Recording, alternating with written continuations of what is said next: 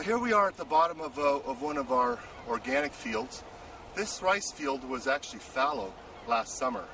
We had the crop planted last fall in triticale and purple vetch, and we harvested a crop of triticale and purple vetch on it last summer, and then we were able to get the vetch crop planted in preparation for rice this coming spring. And so you can see, because it was dry all the summer, it's absorbing water a lot better. Although this weekend and the next 3 or 4 days, we're supposed to get storms that may total 3 or 4, maybe up to 5 inches of water here on the valley floor. And so having these drains coming out of the field are critical to start moving the water off once it starts to impound on the field.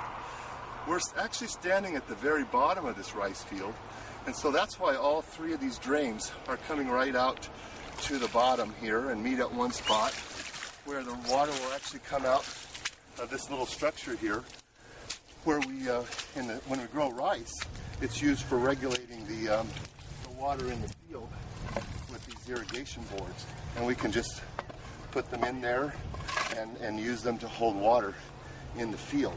But this time of year, we want the water to drain so that these cover crops can grow without being too wet. You know, at this spot, we can kind of see the mountains up here. That's the meeting of the Sierra Nevada and Cascade, and that's where our water comes from for the rice. It's a great watershed. Snow and water runoff there feed the Feather River, and we get water into these fields like this one without the water ever needing to be pumped. It comes right down the river into Lake Oroville and through the State Water Project, and it doesn't have to be pumped. So we're close to the water. It's beautiful, clean river water, and it comes to us right through an irrigation system using just structures like this to raise the water in the ditches and bring it into the fields. It's a wonderful system, one of the most efficient water systems really in the world.